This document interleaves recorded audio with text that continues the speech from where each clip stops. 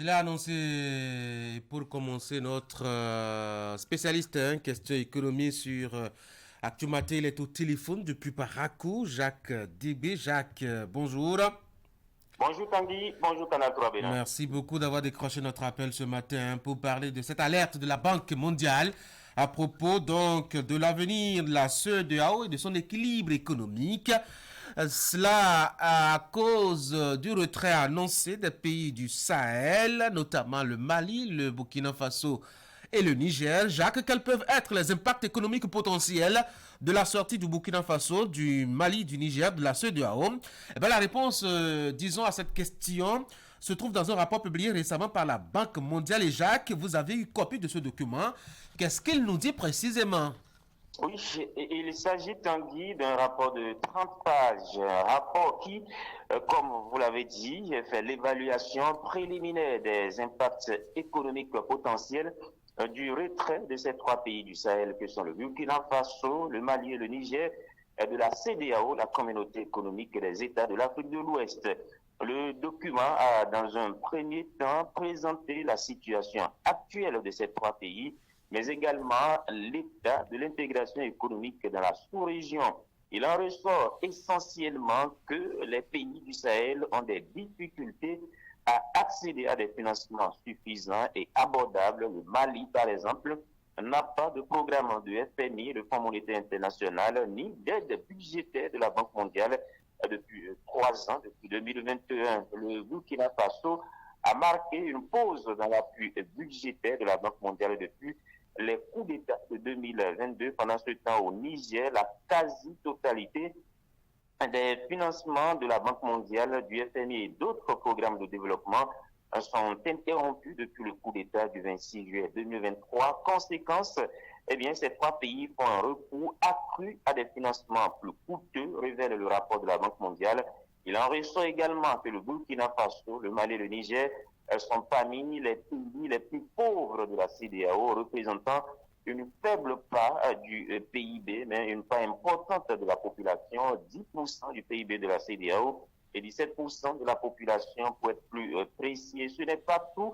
Les trois pays importent principalement de leurs grands voisins, le Nigeria, la Côte d'Ivoire et le Sénégal, et très peu les uns des autres, ce qui révèle en partie l'importance du commerce de transit à travers les pays d'entre eux qui réexportent vers l'AES plutôt que de véritables importations en provenance des pays côtiers. En clair, les pays de l'AES utilisent les ports de leurs voisins pour les importations. Bon à savoir aussi, le Mali, le Burkina Faso, le Niger sont de gros importateurs d'électricité en provenance des pays de la CEDEAO, Nigeria, Ghana, Côte d'Ivoire, même si ce commerce a été perturbé tout récemment. Et puis, en termes de flux de personnes et les transferts de fonds, les trois pays réunis comptent plus de 3 millions de membres de la diaspora vivant dans la CEDEAO. Cette présentation pour vous dire que l'intégration dans l'espace CEDEAO, à quoi qu'on dise, déjà beaucoup avancé. Nos pays collaborent dans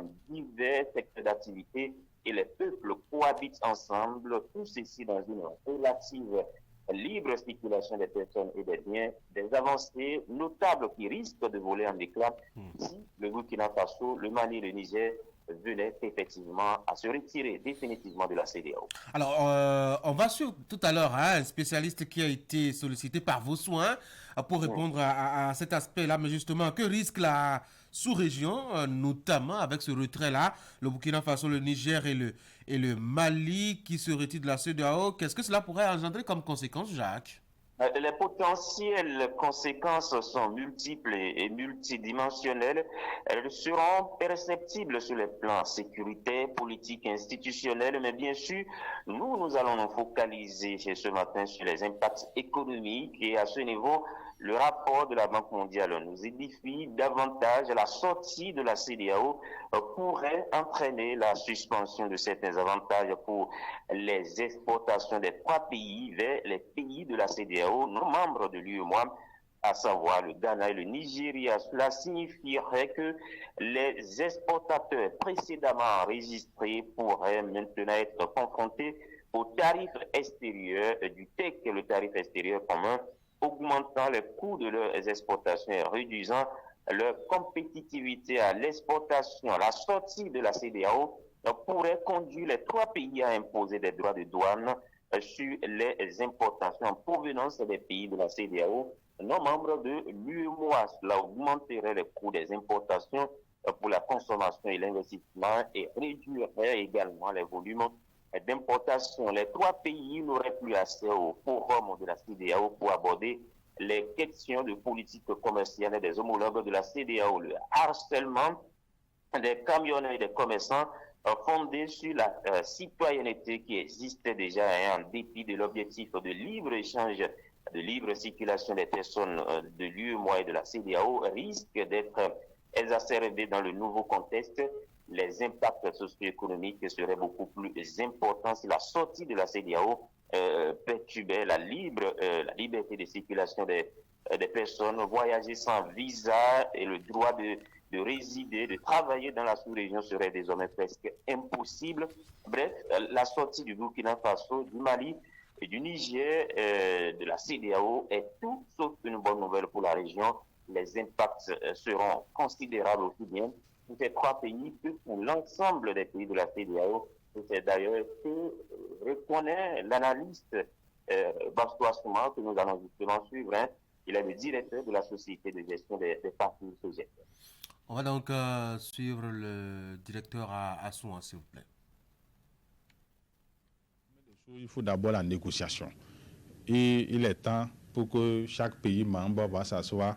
On regarde le rétroviseur, on regarde d'où nous avons quitté, on revoit toutes les négociations, on va revoir encore la manière de signer les contrats bilatéraux, on va revoir la manière de collaborer, on va imposer des nouvelles conditions pour permettre à chacun de respecter ses périmètres, pour permettre à chacun de respecter ses rayons.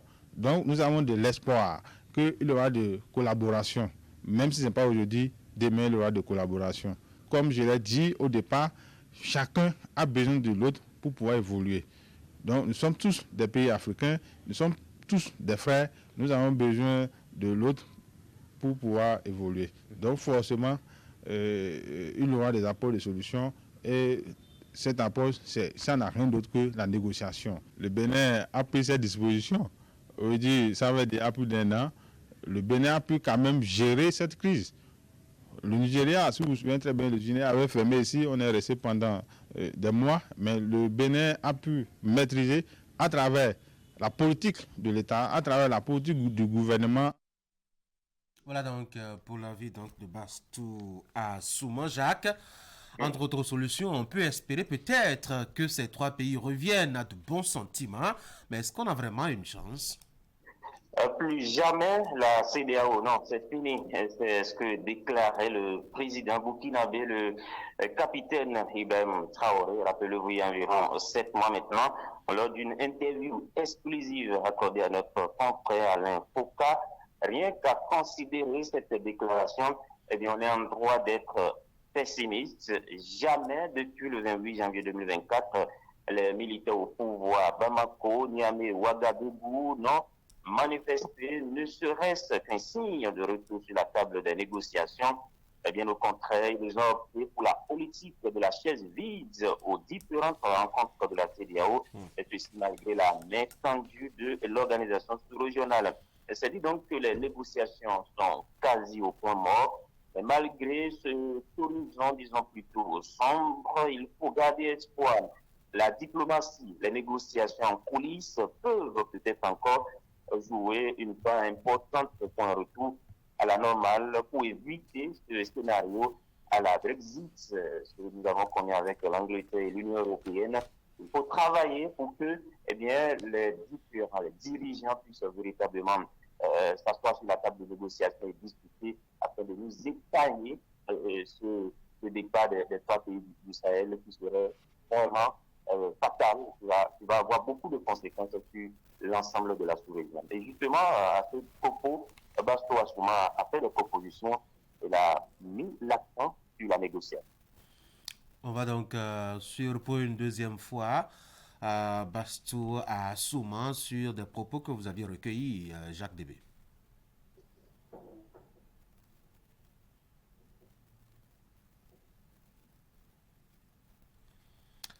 a visiblement quelques ennuis avec ce deuxième extrait de Bastou. À ce moment, Jacques, on va conclure rapidement cet entretien. Oui, voilà donc ce qu'il faut retenir globalement de ce rapport de la Banque mondiale qui alerte, comme vous l'avez dit au début, sur les potentiels impacts du retrait de ces trois pays-là de la CEDEAO. Pour l'instant, les nouvelles ne sont pas bonnes. Les trois pays ne sont pas prêts à revenir sur la table de négociation. Bien au contraire, ils sont dans une toute autre logique, la création de l'AES.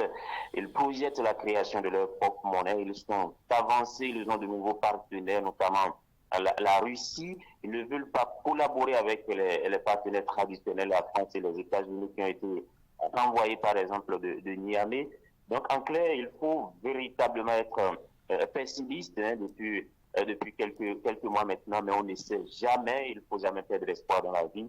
Et pour ma part, j'espère véritablement que ces trois pays-là reviennent en de bons sentiments. C'est pour le bien de notre sous-région, c'est pour l'intégration économique que nos pays ont prôné depuis, disons, 50 ans maintenant. Il faut travailler à ce que cela soit maintenu et même prôné davantage. Jacques Degué, merci. Merci à vous, Tanguy. Très bonne journée. Bonne journée à Paraco. Mesdames et messieurs, on va marquer la pause, le temps d'installer nos débatteurs.